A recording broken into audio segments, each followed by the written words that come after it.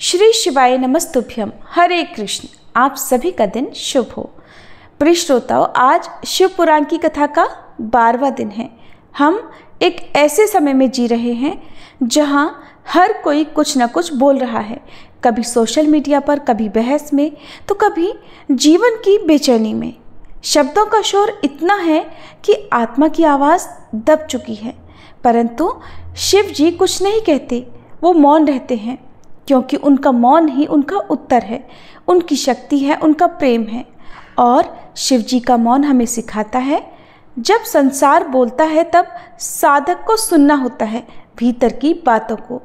शिव पुराण की कथा भी ऐसा ही मौन है, जो ऊपरी चहल पहल से दूर अंतर मन में उतरता है और वहाँ शांति, स्पष्टता और शिव जी को जागृत करता है। तो आइए आज प्रार्थना के साथ आज के अध्याय का शुभारंभ करते हैं। हे शांत मूर्ति शिव, जब हमारे जीवन में बहुत कुछ अनकहा है, तो हमें आपकी तरह मौन में समाधान खोजने का साहस दीजिए। हमें दिखाइए कि शांति केवल बाहर नहीं, भीतर पनपती है। आपकी कथा सुनते सुनते हम भी कुछ बोलना नहीं, बल्कि कुछ समझना सीख जाएं, यही हमारी प्रार्थना है। हर हर महादेव। अब सुनिए आज का अध्याय। श्री ब्रह्मा जी कहते हैं, हे नारद, हिमवान की पुत्री लोक पूजित शक्ति स्वरूपा पार्वती हिमालय के घर में रहकर बढ़ने लगी। जब उनकी अवस्था 8 वर्ष की हो गई, तब सती के विरह से कातर हुए शंभु को उनके जन्म का समाचार प्राप्त हुआ।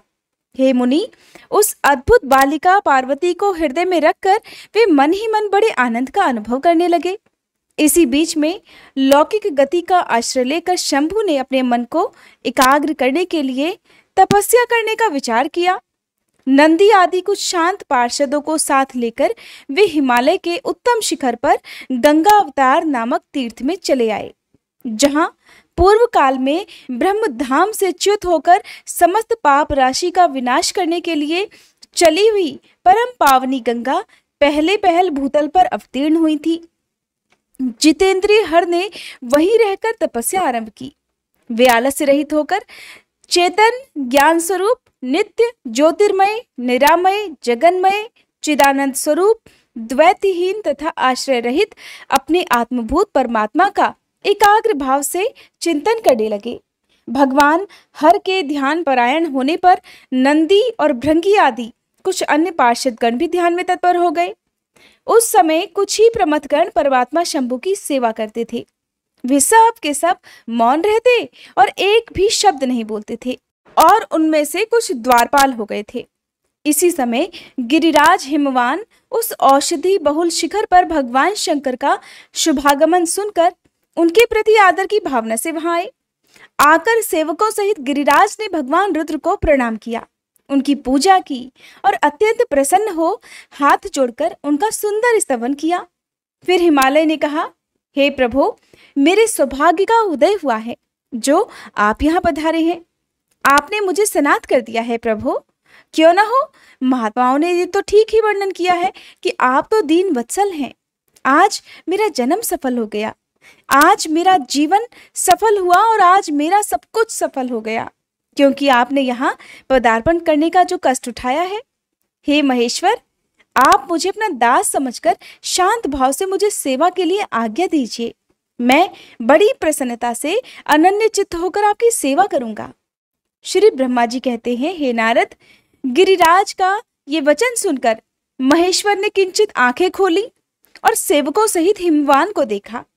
सेवकों सहित गिरिराज को उपस्थित देखकर ध्यान योग में स्थित हुए जगदीश्वर वृषभध्वज ने मुस्कुराते हुए से कहा, हे शैलराज, मैं तुम्हारे शिखर पर एकांत में तपस्या करने के लिए यहाँ आया हूँ।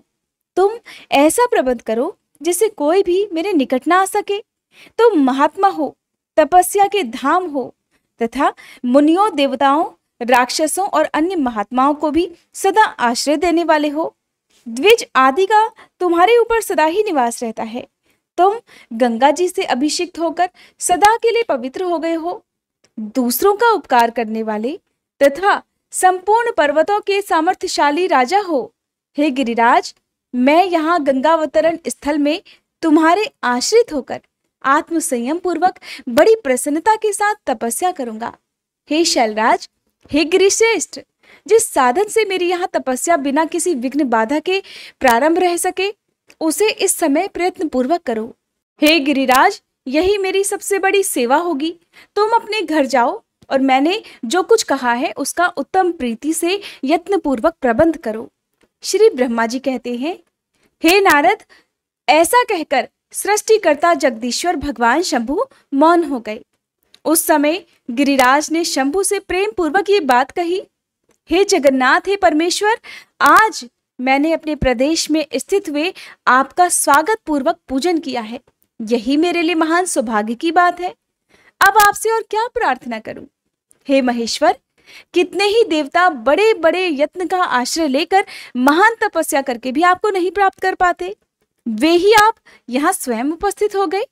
मुझसे बढ़कर श्रेष्ठ, सौभाग्यशाली और पुण्यात्मा दूसरा कोई नहीं है, क्योंकि आप मेरे पृष्ठभाग पर तपस्या करने के लिए उपस्थित हुए हैं। हे परमेश्वर, आज मैं अपने को देवराज इंद्र से भी अधिक भाग्यवान मानने लगा हूँ, क्योंकि सेवकों सहित आपने यहाँ आकर मुझे अनुग्रह का भागी बना दिया। हे देवेश, आप तो स्वतंत्र हैं, यहाँ बिना किसी विघ्न बाधा के उत्तम तपस्या कीजिए। प्रभु, मैं आपका दास हूँ, अतः सदा आपकी आज्ञा के अनुसार सेवा करूंगा। श्री ब्रह्मा जी कहते हैं, हे नारद, ऐसा कहकर गिरिराज हिमालय तुरंत अपने घर को लौट आए। उन्होंने घर आकर अपनी प्रिया मैना को बड़े आदर से वह सारा वृतांत कह सुनाया। तत्पश्चात शैलराज ने साथ जाने वाले परिजनों तथा समस्त सेवक गणों को बुलाकर उन्हें भी ठीक ठीक समझाया। हिमालय बोले, आज से कोई भी गंगावतरण नामक स्थान में, जो मेरे पृष्ठभाग में ही है, मेरी आज्ञा मानकर वहां कोई ना जाए। ये मैं सच्ची बात कहता हूं। यदि कोई वहां जाएगा तो उस महादुष्ट को मैं विशेष दंड दूंगा। हे मुने, इस प्रकार अपने समस्त गणों को शीघ्र ही नियंत्रित करके हिमवान ने विघ्न निवारण के लिए जो सुंदर प्रयत्न किया, वह मैं तुम्हें बताता हूं, ध्यान पूर्वक सुनो। श्री ब्रह्मा जी कहते हैं, हे नारद, तदंतर शैलराज हिमालय उत्तम फल फूल लेकर अपनी पुत्री के साथ हर्षपूर्वक भगवान हर के समीप गए।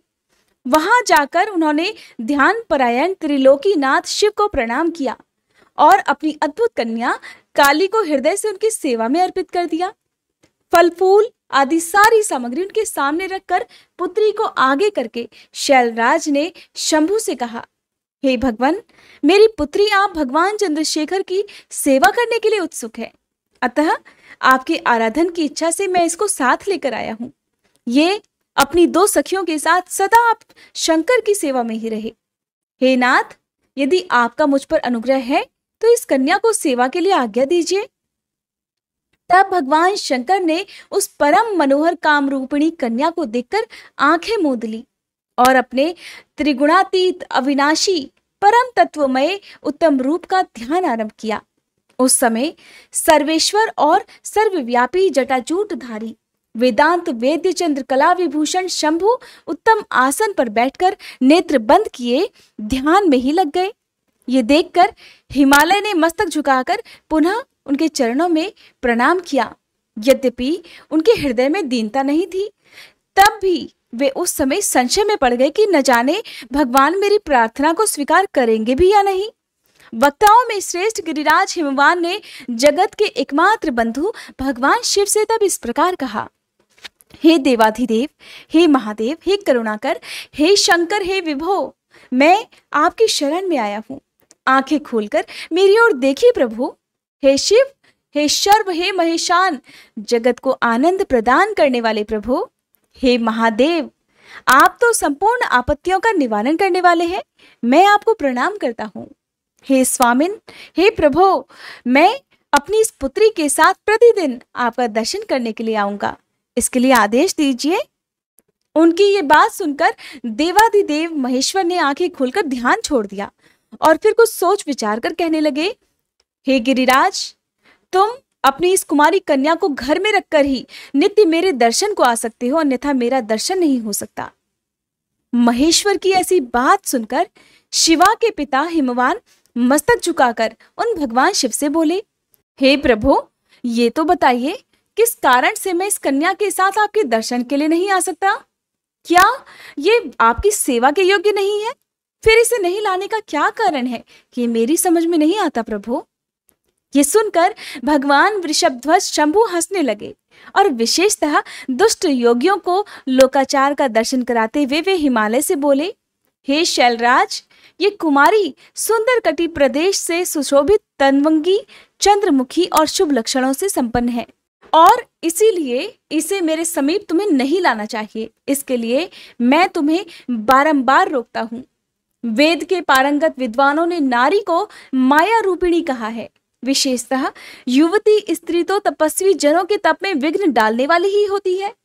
हे गिरिश्रेष्ठ, मैं तपस्वी, योगी और सदा माया से निर्लिप्त रहने वाला हूँ। फिर मुझे भला ऐसी युवती स्त्री से क्या प्रयोजन है? तपस्वियों के श्रेष्ठ आश्रय हिमालय, इसलिए फिर तुम्हें ऐसी बात नहीं कहनी चाहिए, क्योंकि तुम वेदोक्त धर्म में प्रवीण, ज्ञानियों में श्रेष्ठ और विद्वान हो।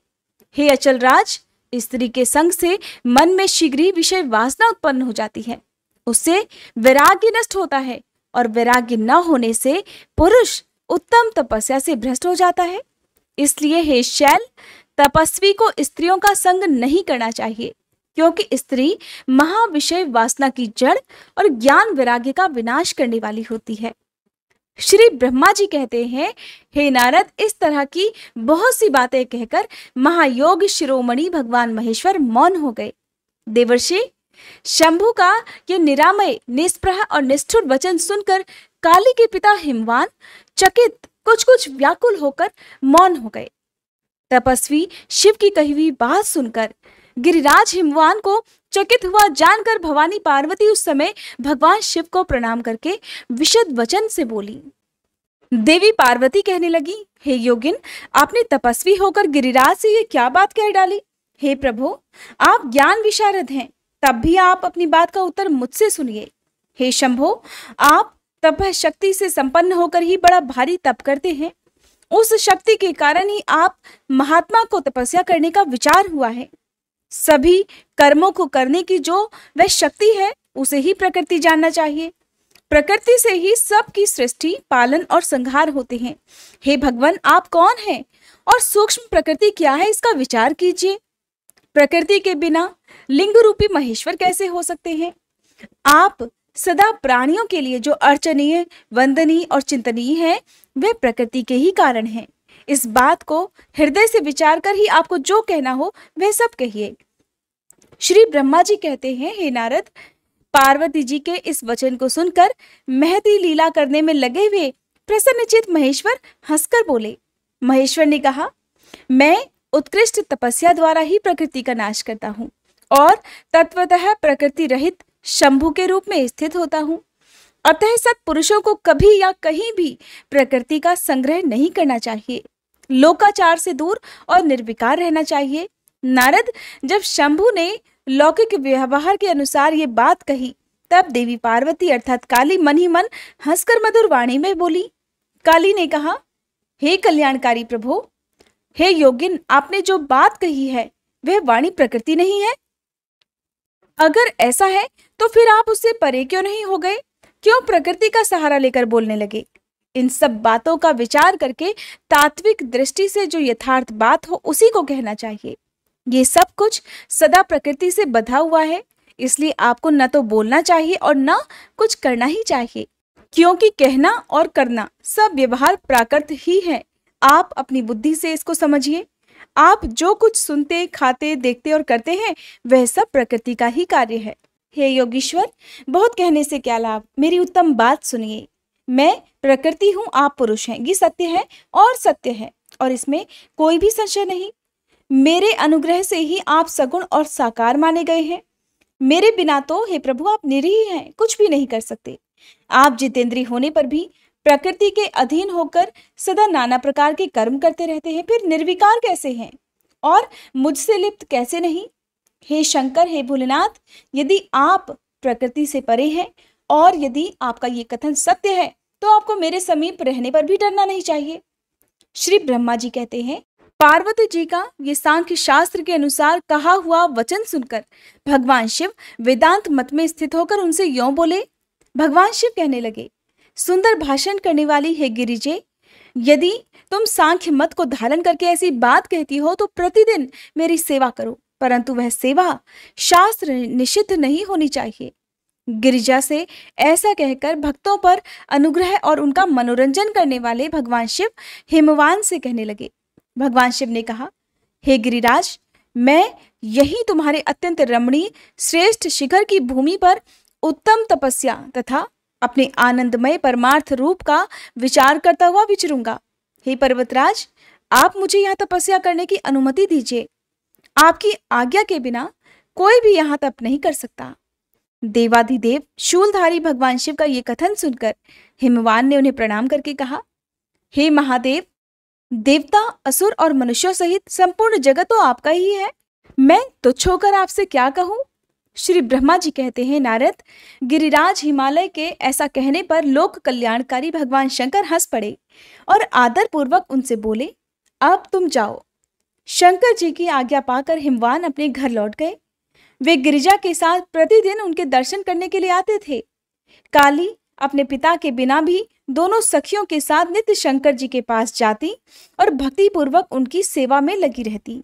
नंदीश्वर आदि कोई भी गण उन्हें रोकता ही नहीं था। हे तात, महेश्वर के आदेश से ही ये सब होता था। प्रत्येक गण पवित्रता पूर्वक रहकर उनकी आज्ञा का पालन करता। जो विचार करने से परस्पर अभिन्न सिद्ध होते हैं, उन्हें शिवा और शिव ने सांख्य और वेदांत मत में स्थित होकर जो कल्याण साधक संवाद किया, वह सर्वदा सुख देने वाला है। ये संवाद मैंने यहाँ कह सुनाया। इंद्रियातीत भगवान शंकर ने गिरिराज के कहने से उनका गौरव मानकर उनकी पुत्री को अपने पास रहकर सेवा करने के लिए स्वीकार कर लिया। काली अपनी दो सखियों के साथ चंद्रशेखर महादेव जी की सेवा के लिए प्रतिदिन आती जाती रहती थी। वे भगवान शंकर के चरण धोकर उस चरणामृत का पान करती थी। आग से तपाकर शुद्ध किए हुए वस्त्र से अथवा गर्म जल से धोए हुए वस्त्र के द्वारा उनके शरीर का मार्जन करती, उसे मलती पोंछती थी। फिर 16 उपचारों से विधिवत हर की पूजा करके बारंबार उनके चरणों में प्रणाम करने के बाद प्रतिदिन पिता के घर वह वापस लौट जाती रही। हे मुनिश्रेष्ठ, इस प्रकार ध्यान परायण शंकर जी की सेवा में लगी हुई शिवा का महान समय व्यतीत हो गया। तब भी वे अपनी इंद्रियों को संयम में रखकर पूर्ववत उनकी सेवा करती रहीं। महादेव जी ने जब फिर उन्हें अपनी सेवा में नित्य तत्पर देखा, तब वे दया से द्रवित हो उठे और इस प्रकार विचार करने लगे कि ये काली जब तपश्चर्या व्रत करेगी और इसमें गर्व का बीज नहीं रह जाएगा, तभी मैं इसका पानी ग्रहण करूंगा। ऐसा विचार करके महालीला करने वाले महायोगीश्वर भगवान भूतनाथ तत्काल ध्यान में स्थित हो गए। मुने परमात्मा शिव जब ध्यान में लग गए, तब उनके हृदय में दूसरी कोई चिंता नहीं रह गई। काली प्रतिदिन महात्मा शिव के रूप का निरंतर चिंतन करती हुई उत्तम भक्ति भाव से उनकी सेवा में लगी रही। ध्यान परायण भगवान हर शुद्ध भाव से वहां रहती हुई काली को नित्य देखते थे। फिर भी पूर्व चिंता को भुलाकर उन्हें देखते हुए भी वे नहीं देखते थे। इसी बीच में इंद्र आदि देवताओं तथा मुनियों ने ब्रह्मा जी की आज्ञा से कामदेव को वहां आदर पूर्वक भेजा। वे काम की प्रेरणा से काली का रुद्र के साथ संयोग कराना चाहते थे। उनके ऐसा करने में कारण यह था कि महापराक्रमी तारकासुर से वे बहुत पीड़ित थे और शंकर जी से किसी प्रकार महान बलवान पुत्र की उत्पत्ति चाहते थे। तब कामदेव ने वहां पहुंचकर अपने सभी उपायों का प्रयोग किया, परंतु महादेव जी के मन में तनिक भी क्षोभ नहीं हुआ। उल्टे उन्होंने कामदेव को जलाकर भस्म कर दिया। हे मुने, तब सती पार्वती ने भी गर्वरहित होकर उनकी आज्ञा से बहुत बड़ी तपस्या करके शिव को पति रूप में प्राप्त किया। फिर वे पार्वती और परमेश्वर परस्पर अत्यंत प्रेम से और प्रसन्नता पूर्वक रहने लगे। उन दोनों ने परोपकार में तत्पर रहकर देवताओं का महान कार्य सिद्ध किया। श्री सूत जी कहते हैं, तदंतर नारद जी के पूछने पर देवी पार्वती के विवाह के विस्तृत प्रसंग को उपस्थित करते हुए श्री ब्रह्मा जी ने तारकासुर की उत्पत्ति, उसके उग्र तप, मनोवांछित वर प्राप्ति तथा देवता और असुर सभी को जीतकर स्वयं इंद्रपद पर प्रतिष्ठित हो जाने की कथा सुनाई। तत्पश्चात श्री ब्रह्मा जी ने कहा, तारकासुर तीनों लोगों को अपने वश में करके जब स्वयं इंद्र हो गया, तब उसके समान दूसरा कोई शासक नहीं रह गया। वह जितेंद्रीय असुर त्रिभुवन का एकमात्र स्वामी होकर अद्भुत ढंग से राज्य का संचालन करने लगा। उसने समस्त देवताओं को निकालकर उनकी जगह दैत्यों को स्थापित कर दिया और विद्याधर आदि देव योनियों को स्वयं अपने कर्म में लगा दिया। हे मुने, तदंतर तारकासुर के सताए हुए इंद्र आदि संपूर्ण देवता अत्यंत व्याकुल और अनाथ होकर मेरी शरण में आए। उन सभी ने मुझ प्रजापति को प्रणाम करके बड़ी भक्ति से मेरा स्तवन किया और अपने दारुण दुख की बातें बताकर कहने लगे, हे प्रभु, आप ही हमारी गति हैं, आप ही हमें कर्तव्य का उपदेश देने वाले हैं और आप ही हमारे धाता और उद्धारक हैं। हम सब देवता तारकासुर नामक अग्नि में जलकर अत्यंत व्याकुल हो रहे हैं। जैसे सन्निपात रोग में प्रबल औषधि निर्बल हो जाती हैं, उसी प्रकार उस असुर ने हमारे सभी क्रूर उपायों को बलहीन बना दिया है। भगवान विष्णु के सुदर्शन चक्र ही हमारी विजय की आशा अवलंबित रहती है, परंतु वह भी उसके कंठ पर कुंठित हो गया। उसके गले में पड़कर सुदर्शन चक्र भी ऐसा प्रतीत होने लगा था मानो उस असुर को फूलों की माला पहनाई गई हो। हे मुने, देवताओं का ये कथन सुनकर मैंने उन सब से समयोचित बात कही। देवताओं, मेरे ही वरदान से दैत्य तारकासुर इतना बढ़ गया है, अतः मेरे ही हाथों उसका वध होना उचित नहीं है। जो जिससे पलकर बढ़ा हो, उसी के द्वारा उसका वध होना योग्य कार्य नहीं कहलाता। विष के वृक्ष को भी यदि स्वयं सींचकर बड़ा किया गया हो, तो भी उसे स्वयं काटना अनुचित माना गया है। तुम लोगों का सारा कार्य करने के योग्य केवल भगवान शंकर हैं, किंतु वे तुम्हारे कहने पर भी स्वयं उस असुर का सामना नहीं कर सकते। तारक दैत्य स्वयं अपने पाप से नष्ट हो सकता है। इसलिए हे देवतागणों, मैं जैसा उपदेश करता हूं तुम वैसा कार्य करो। मेरे वर के प्रभाव से न मैं तारकासुर का वध कर सकता हूं, न भगवान विष्णु कर सकते हैं और न ही भगवान शंकर उसका वध कर सकते हैं। दूसरा कोई वीर पुरुष अथवा सारे देवता मिलकर भी उसे नहीं मार सकते। ये मैं बिल्कुल सत्य कह रहा हूं। देवताओं, यदि शिव जी के वीर से कोई पुत्र उत्पन्न हो तो वही तारक दैत्य का वध कर सकता है, दूसरा कोई नहीं। हे सुरश्रेष्ठ गण, इसके लिए जो उपाय मैं बतलाता हूं उसे करो। महादेव जी की कृपा से वह उपाय अवश्य ही सिद्ध होगा। पूर्व काल में जिस दक्ष कन्या सती ने दक्ष के यज्ञ में अपने शरीर को त्याग दिया था, वही इस समय हिमालय पत्नी मेनका के गर्भ से उत्पन्न हुई है। ये बात तुम्हें भी विदित है। महादेव जी उस कन्या का पाणी ग्रहण अवश्य करेंगे। फिर भी देवताओं, तुम स्वयं भी इसके लिए प्रयास करो। तुम अपने प्रयासों से ऐसा उद्योग करो जिससे भगवान शिव और मेनका कुमारी का संयोग हो सके।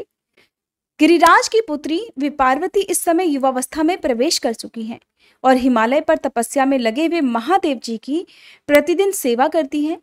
अपने पिता हिमवान के कहने से काली शिवा अपनी 2 सखियों के साथ ध्यान परायण परमेश्वर शिव की सग्रह सेवा कर रही हैं।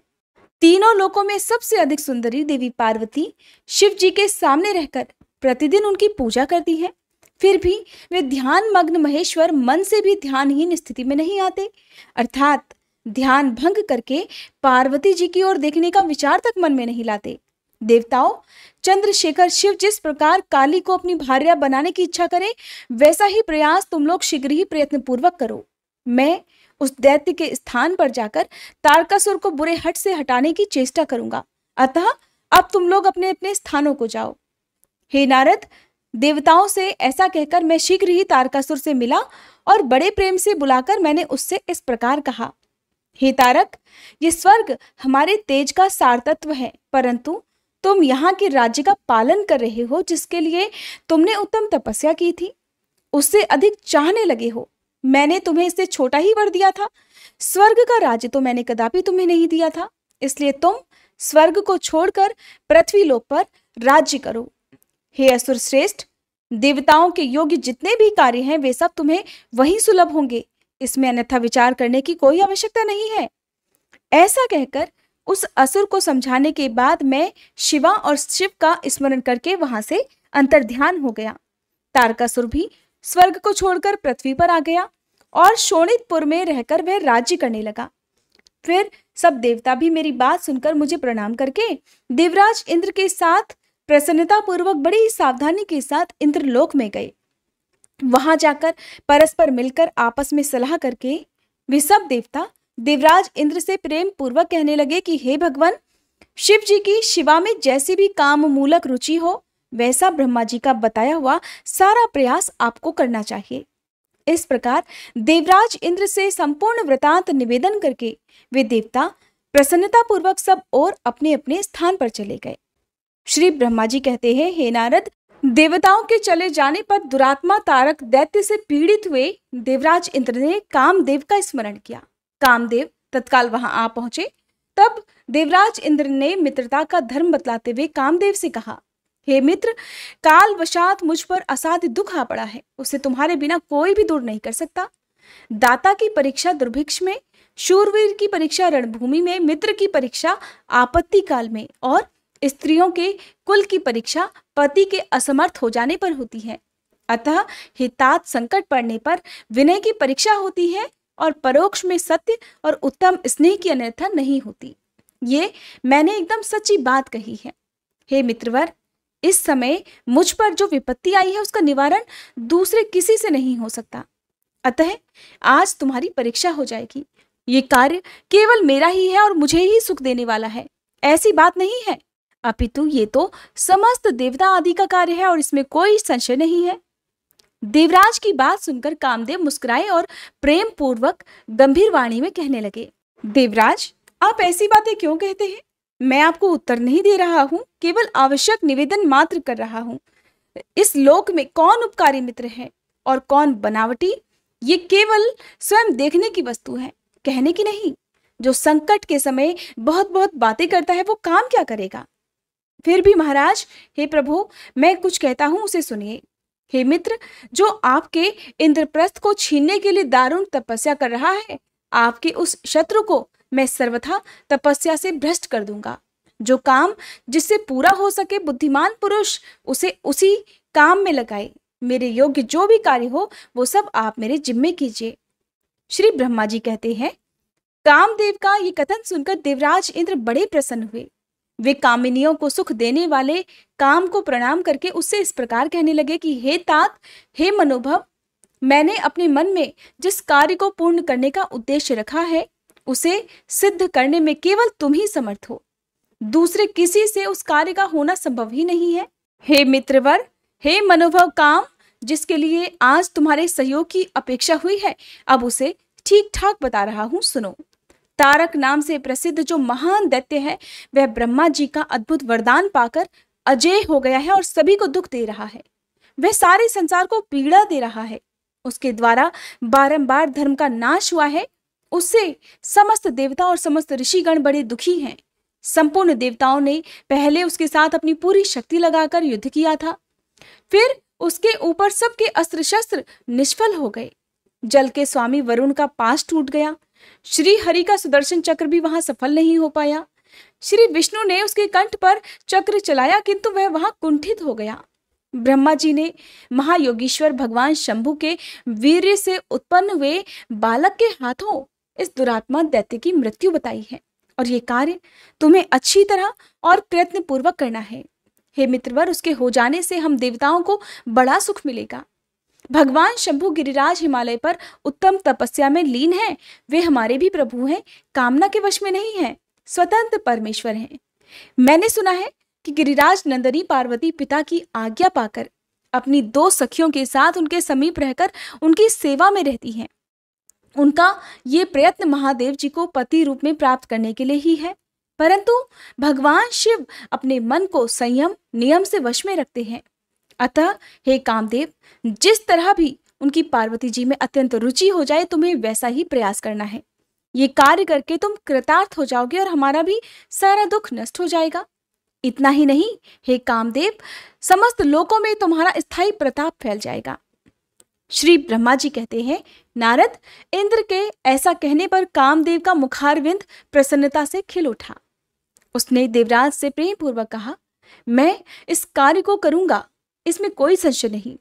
ऐसा कहकर शिव जी की माया से मोहित हुए काम ने उस कार्य के लिए स्वीकृति दे दी और शीघ्र ही उसका भार भी ले लिया।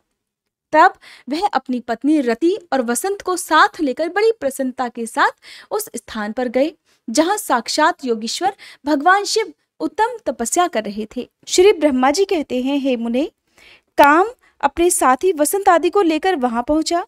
उसने भगवान शिव पर फिर वहां अपने बाण चलाने प्रारंभ किए। तब शंकर जी के मन में पार्वती जी के प्रति आकर्षण होने लगा और उनका धैर्य छूटने लगा। अपने धैर्य का ह्रास होता देखकर महायोगी महेश्वर अत्यंत विस्मित होकर मन ही मन ये चिंतन करने लगे कि किस कुकर्मी ने यहाँ मेरे चित्त में विकार पैदा कर दिया। इस तरह विचार करके सत्पुरुषों के आश्रयदाता महायोगी परमेश्वर शिव शंकायुक्त होकर संपूर्ण दिशाओं की ओर देखने लगे। उसी समय वाम भाग में बाण खींचे खड़े हुए कामदेव पर उनकी दृष्टि पड़ी।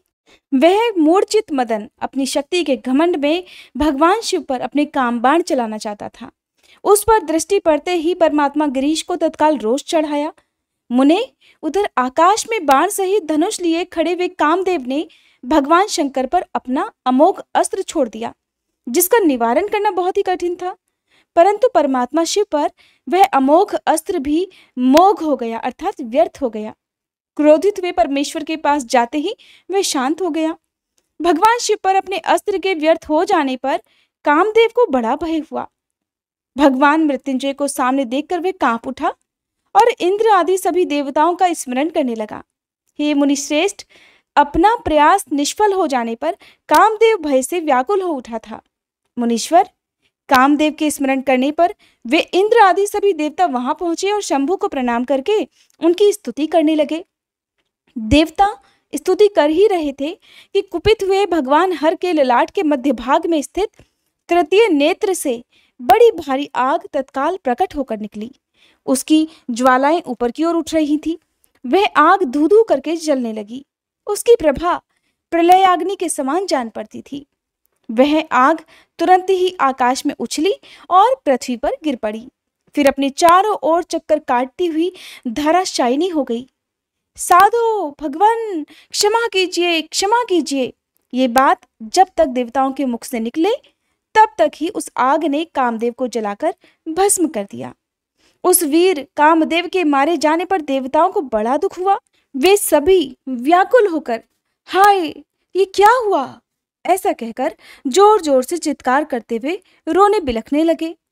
उस समय विकृत चित्त हुई पार्वती जी का सारा शरीर सफेद पड़ गया। काटो तो खून नहीं। वे सखियों को साथ लेकर अपने भवन को चली गईं। कामदेव के जल जाने पर रति वहां एक क्षण तक तो अचेत पड़ी रही। पति की मृत्यु के दुख से वह उस तरह पड़ गई थी मानो मर ही गई हो। थोड़ी देर में जब उसे होश आया तब अत्यंत व्याकुल होकर रति उस समय तरह तरह की बातें कहकर विलाप करने लगी।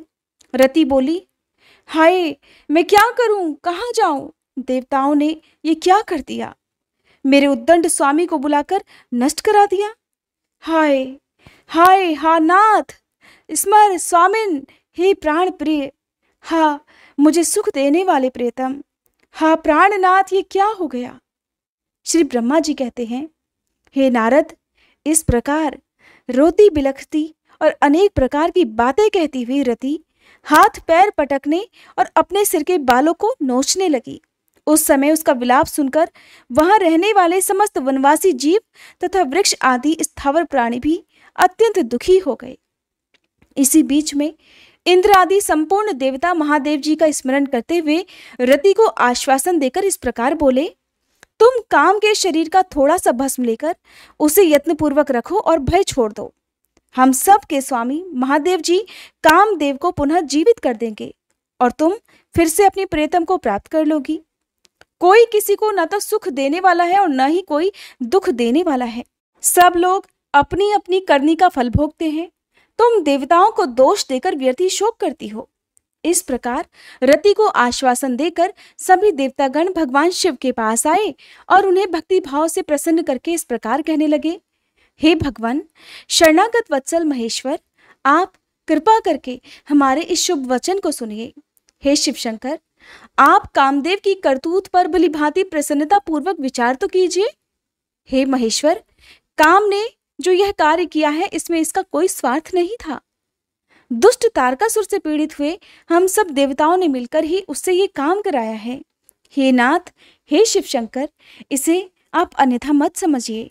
सब कुछ देने वाले हे देव, हे गिरीश, सती साध्वी रति अब अकेली अति दुखी होकर विलाप कर रही है। आप उसे सांत्वना प्रदान कीजिए शिव शंकर। यदि इस क्रोध के द्वारा आपने कामदेव को मार डाला तो हम यही समझेंगे कि आप देवताओं सहित समस्त प्राणियों का अभी संहार कर डालना चाहते हैं। रति का दुख देखकर देवतागण नष्ट प्राय हो रहे हैं, इसलिए हे भोलेनाथ, आपको रति का शोक दूर कर देना चाहिए। श्री ब्रह्मा जी कहते हैं, नारद, संपूर्ण देवताओं का ये वचन सुनकर भगवान शिव प्रसन्न होकर उनसे इस प्रकार कहने लगे, हे देवताओं और ऋषियों, तुम सब आदर पूर्वक मेरी बात सुनो। मेरे क्रोध से जो कुछ हो गया है वो तो अन्यथा नहीं हो सकता। फिर भी रति का शक्तिशाली पति कामदेव तभी तक शरीर रहित रहेगा जब तक कि रुक्मणीपति श्री कृष्ण का धरती पर अवतार नहीं हो जाता। जब श्री कृष्ण द्वारका में रहकर पुत्रों को उत्पन्न करेंगे तब वे रुक्मणी के गर्भ से काम को भी जन्म देंगे। उस काम का ही नाम उस समय प्रद्युम्न होगा, इसमें कोई संशय नहीं है। उस पुत्र के जन्म लेते ही शंबरासुर उसे हर लेगा। हरण के बाद दानव शिरोमणि शंबर उस शिशु को समुद्र में डाल देगा। फिर वह मूढ़ उसे मरा हुआ समझकर अपने नगर को वापस लौट जाएगा। हे रते, उस समय तक तुम्हें शंबरासुर के नगर में सुखपूर्वक निवास करना चाहिए। वहीं तुम्हें अपने पति प्रद्युम्न की प्राप्ति हो सकेगी।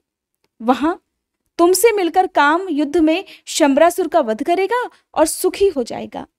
हे देवतागणों, प्रद्युम्न नामधारी काम अपनी कामिनी रति को तथा शंबरासुर के धन को लेकर उसके साथ पुनः नगर में जाएगा और मेरा ये कथन सर्वथा सत्य होगा।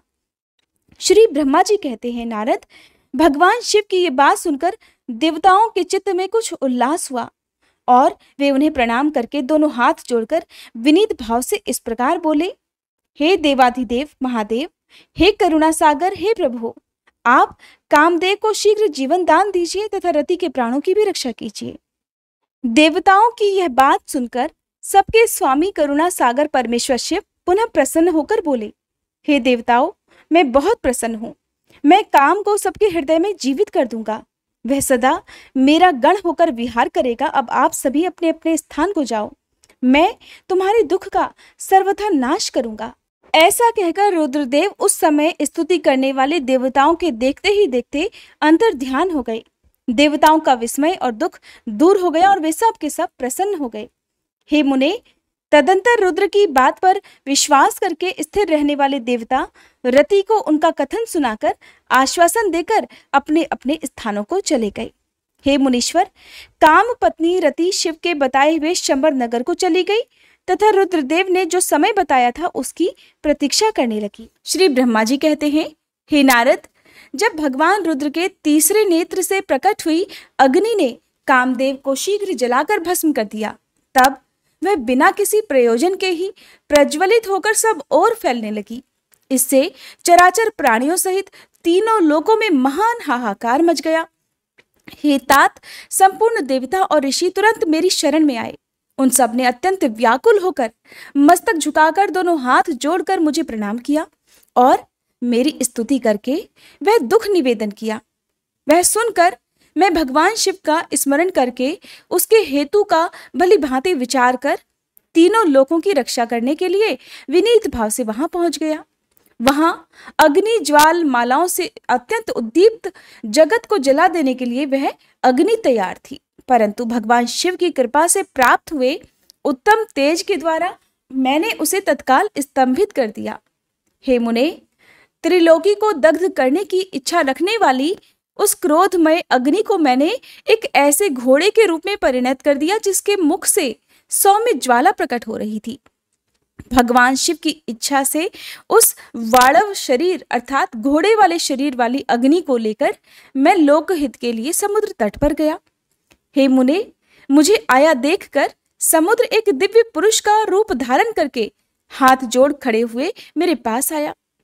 मुझ संपूर्ण लोकों के पितामह की भली भांति विधिवत स्तुति वंदना करके सिंधु ने मुझसे प्रसन्नता पूर्वक कहा। सागर कहने लगा, हे सर्वेश्वर ब्राह्मण, आप यहाँ किस लिए पधारे हैं? मुझे अपना सेवक समझकर इस बात को प्रीतिपूर्वक कहिए।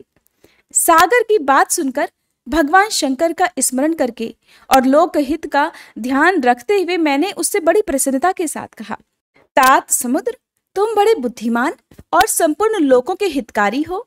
मैं शिवजी की इच्छा से प्रेरित होकर हार्दिक प्रीतिपूर्वक तुमसे कह रहा हूं, ये भगवान महेश्वर का क्रोध है जो महान शक्तिशाली अश्व के रूप में यहाँ उपस्थित है। ये कामदेव को दग्ध करके तुरंत ही संपूर्ण जगत को भस्म करने के लिए तैयार हो गया था। ये देख पीड़ित हुए देवताओं की प्रार्थना से मैं शंकेश्वर इच्छा वहां गया और इस अग्नि को स्तंभित कर दिया। फिर इसने घोड़े का रूप धारण किया और इसे लेकर मैं यहाँ आ गया हूँ। हे जलाधार, अब मैं इस जगत पर दया करके तुम्हें ये आदेश दे रहा हूं कि इस महेश्वर के क्रोध को, जो वाड़व अर्थात घोड़े का रूप धारण करके मुख से ज्वाला प्रकट करता हुआ खड़ा है, तुम प्रलय काल पर्यंत धारण किए रहो। हे सरितपते, जब मैं यहाँ आकर वास करूंगा तब तुम भगवान शंकर के इस अद्भुत क्रोध को छोड़ देना। तुम्हारा जल प्रतिदिन इसका भोजन रहेगा। तुम यत्न पूर्वक इसे ऊपर ही धारण किए रहना, जिससे ये तुम्हारी अनंत जलराशि के अंदर न चला जाए। श्री ब्रह्मा जी कहते हैं, नारद, मेरे ऐसा कहने पर समुद्र ने रुद्र की क्रोधाग्नि रूप वड़वानल को धारण करना स्वीकार कर लिया, जो दूसरों के लिए कतई असंभव था। फिर वह वड़वाग्नि समुद्र में प्रविष्ट हुई और ज्वाला मालाओं से प्रदीप्त होकर सागर की जलराशि का दहन करने लगी। हे मुने, इससे संतुष्ट चित्त होकर मैं अपने लोक को चला आया और वह दिव्य रूपधारी समुद्र मुझे प्रणाम करके अदृश्य हो गया। हे महामुने, रुद्र की उस क्रोधाग्नि के भय से छूटकर संपूर्ण जगत स्वस्थता का अनुभव करने लगा और फिर सभी देवतागण तथा मुनि भी सुखी हो गए।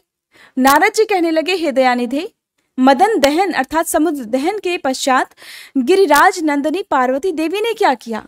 वे अपनी दोनों सखियों के साथ कहाँ चली गईं, ये सब भी मुझे बताइए। ब्रह्मा जी ने कहा, भगवान शंकर के नेत्र से उत्पन्न हुई आग ने जब कामदेव को जला दिया तब वहां महान अद्भुत शब्द प्रकट हुआ, जिससे सारा आकाश गूंज उठा। उस महान शब्द के साथ ही कामदेव को दग्ध हुआ देखकर भयभीत और व्याकुल हुई पार्वती अपनी दोनों सखियों के साथ अपने घर चली गईं। उस शब्द से परिवार सहित हिमवान भी बड़े विस्मय में पड़ गए और वहां गई हुई अपनी पुत्री का स्मरण करके उन्हें बड़ा भारी क्लेश हुआ। इतने में ही पार्वती दूर से आती हुई दिखाई दी और वे उस समय शंभु के विरह से रो रही थी। अपनी पुत्री को अत्यंत विह्वल हुई देख शैलराज हिमवान को भी बड़ा दुख हुआ और वे शीघ्र ही उसके पास जा पहुंचे। फिर वे हाथ से उसकी दोनों आंखें पोंछकर कहने लगे, शिवे, डरो मत, रो मत। ऐसा कहकर अचलेश्वर हिमवान ने अत्यंत विह्वल हुई पार्वती को शीघ्र ही गोद में उठा लिया और उसे सांत्वना देते हुए अपने घर में ले आए। कामदेव का दाह करके महादेव जी अदृश्य हो गए थे, अतः उनके विरह से पार्वती जी अत्यंत व्याकुल हो उठी। उन्हें कहीं भी सुख या शांति नहीं मिलती थी। पिता के घर में जाकर जब वे अपनी माता से मिली तो उस समय पार्वती शिवा ने अपना नया जन्म हुआ माना। वे अपने उस रूप की निंदा करने लगी और बोली, हाय, मैं मारी गई। सखियों के समझाने पर भी वे गिरिराज कुमारी कुछ भी नहीं समझ पाती थी। वे सोते, जागते, खाते, पीते, नहाते, धोते, चलते फिरते और यहाँ तक कि सखियों के बीच में खड़े होकर भी कभी भी किंचित मात्र सुख का अनुभव नहीं कर पाती थी। मेरे स्वरूप को तथा जन्म को, कर्म को धिक्कार है, ऐसा कहती हुई वे सदा महादेव जी की प्रत्येक चेष्टा का चिंतन किया करती। इस प्रकार पार्वती जी भगवान शिव के विरह से मन ही मन अत्यंत क्लेश का अनुभव करती रही और फिर किंचित मात्र भी कहीं भी सुख नहीं पा रही थी। वे सदा शिव शिव का जाप किया करती थी। शरीर से तो पिता के घर में रहकर भी वे मन से पिनाक पाणी भगवान शंकर के पास पहुंची रहती थी। हे तात, शिवा शोक मग्न होकर बारंबार मूर्छित हो जाया करती थी। शैलराज हिमवान, उनकी पत्नी मेनका तथा उनके मेनाक आदि सभी पुत्र जो बड़े उदार चेता थे, उन्हें सदा सांत्वना देते रहते थे। फिर भी वे भगवान शंकर को भूल नहीं सकी। हे बुद्धिमान देवर्षे, फिर एक दिन देवराज इंद्र की प्रेरणा से इच्छा अनुसार घूमते हुए तुम हिमालय पर्वत पर आए। उस समय महात्मा हिमवान ने तुम्हारा स्वागत सत्कार किया और कुशल मंगल पूछा। फिर तुम उनके दिए हुए उत्तम आसन पर बैठे। तदंतर शैलराज ने अपनी कन्या के चरित्र का आरंभ से ही वर्णन किया। किस तरह उसने महादेव जी की सेवा आरंभ की थी और किस तरह उनके द्वारा कामदेव का दहन हुआ, ये सब कुछ तुम्हें बताया। मुने, ये सब सुनकर तुमने गिरिराज से कहा, हे शैलेश्वर, भगवान शिव का भजन करो। फिर उनसे विदा लेकर तुम वहां से उठे और मन ही मन शिव जी का स्मरण करके शैलराज को छोड़कर शीघ्र ही एकांत में काली के पास आ गए। हे मुने, तुम लोकोपकारी, ज्ञानी तथा शिव जी के प्रिय भक्त हो, समस्त ज्ञानवानों के शिरोमणि हो। अतः काली के पास आकर उसे संबोधित करके उसी के हित में स्थित होकर उससे सादर ये सत्य वचन में कहने लगे। नारद जी ने कहा, यानी कि तुमने कहा, हे कालिके, मेरी बात सुनो, मैं दयावश सच्ची बात कह रहा हूं। मेरा वचन तुम्हारे लिए सर्वथा हितकर, निर्दोष तथा उत्तम काम्य वस्तुओं को देने वाला होगा। तुमने यह महादेव जी की सेवा अवश्य की थी, परंतु वह बिना तपस्या के गर्वयुक्त होकर की थी। दीनों पर अनुग्रह करने वाले शिव ने तुम्हारे उसी गर्व को नष्ट किया है। हे देवी, तुम्हारे स्वामी महेश्वर विरक्त और महायोगी हैं। उन्होंने केवल कामदेव को जलाकर जो तुम्हें सकुशल छोड़ दिया है, उसमें यही कारण है कि वे भगवान भक्त वत्सल हैं। अतः तुम उत्तम तपस्या में लीन होकर चिरकाल तक महेश्वर की आराधना करो। तपस्या से तुम्हारा संस्कार हो जाने पर रुद्रदेव तुम्हें अपनी सहधर्मिणी बनाएंगे और तुम भी कभी उन कल्याणकारी शंभु का परित्याग नहीं करोगी। देवी, तुम हठ पूर्वक शिव जी को अपनाने का प्रयास करो। शिव जी के सिवा दूसरे किसी को अपना पति कभी स्वीकार मत करना। श्री ब्रह्मा जी कहते हैं, हे मुने, तुम्हारी ये बात सुनकर गिरिराज कुमारी काली कुछ उल्लसित होकर तुमसे हाथ जोड़कर प्रसन्नता पूर्वक बोली। शिवा ने कहा, हे प्रभु, आप सर्वज्ञ तथा जगत का उपकार करने वाले हैं। हे मुने, मुझे रुद्रदेव की आराधना के लिए कोई मंत्र दीजिए। श्री ब्रह्मा जी कहते हैं, हे नारद, पार्वती का ये वचन सुनकर तुमने पंचाक्षर शिव मंत्र अर्थात नमः शिवाय, इस मंत्र का उन्हें विधि पूर्वक उपदेश किया। साथ ही उस मंत्र राज में श्रद्धा उत्पन्न करने के लिए तुमने उसका सबसे अधिक प्रभाव भी बताया। तब तुम कहने लगे कि देवी, इस मंत्र का परम अद्भुत प्रभाव सुनो। इसके श्रवण मात्र से भगवान शंकर प्रसन्न हो जाते हैं। ये मंत्र सभी मंत्रों का राजा और मनोवांछित फलों को देने वाला है। भगवान शंकर को अत्यंत प्रिय है तथा साधक को भोग और मोक्ष देने में भी समर्थ है। हे सौभाग्यशालिनी, इस मंत्र का विधि पूर्वक जप करने से तुम्हारे द्वारा पूजित हुए भगवान शिव अवश्य ही शीघ्र तुम्हारी आंखों के सामने प्रकट हो जाएंगे। हे शिवे, शौच संतोषादि नियमों में तत्पर रहकर भगवान शिव के स्वरूप का चिंतन करती हुई तुम पंचाक्षर मंत्र का जप करो। इससे आराध्य देव शिव शीघ्र ही संतुष्ट होंगे। हे साध्वी, इस तरह तपस्या करो। तपस्या से महेश्वर वश में हो सकते हैं। तपस्या से ही सभी को मनोवांछित फल की प्राप्ति होती है, अन्यथा नहीं हो सकती। श्री ब्रह्मा जी कहते हैं, नारद, तुम भगवान शिव के प्रिय भक्त और इच्छानुसार विचरण करने वाले हो। तुमने काली से उपर्युक्त बात कहकर देवताओं के हित में तत्पर होकर स्वर्गलोक को फिर प्रस्थान किया। तुम्हारी बात सुनकर उस समय पार्वती जी बड़ी प्रसन्न हुई, अर्थात काली बड़ी प्रसन्न हुई और उन्हें परम उत्तम पंचाक्षर मंत्र भी प्राप्त हो गया था। जय भोलेनाथ। आज के अध्याय में बस इतना ही। इसके आगे की कथा आप सभी कल के अध्याय में जरूर सुनिएगा। आइए अब हम सभी सच्चे मन से भगवान शिव से क्षमा प्रार्थना करें। हे भोलेनाथ, अगर इस कथा के श्रवण, वाचन या स्मरण के दौरान हमारे मन, वाणी या कर्म से कोई भी त्रुटि हो गई हो तो हम आपसे हाथ जोड़कर प्रार्थना करते हैं, कृपया हमें क्षमा करें। प्रभु, हमारी समझ सीमित है परंतु श्रद्धा असीम है। अगर किसी पवित्र प्रसंग को हमने अधूरा समझा, अधूरा सुना या फिर किसी दिव्यता को पूरी तरह व्यक्त नहीं कर सके, तो ये केवल हमारी अल्प बुद्धि है। उसकी दोषिता हमारी नहीं बल्कि हमारी अवस्था की है। आप तो दयालु हैं, कृपामय हैं, भक्तों के हर अपराध को क्षमा कर देने वाले हैं। हे भोलेनाथ, हमारी इस भक्ति यात्रा को स्वीकार करें और हमारे दोषों को नष्ट करके हमें अपनी शरण में रखें। हे नीलकंठ, इस अध्याय को आपने ही आरंभ करवाया और आप ही इसे पूर्ण करें। आपकी कृपा से हम हर दिन आपकी ओर निकट आते रहें, यही हमारी सबसे बड़ी कामना है। हर हर महादेव।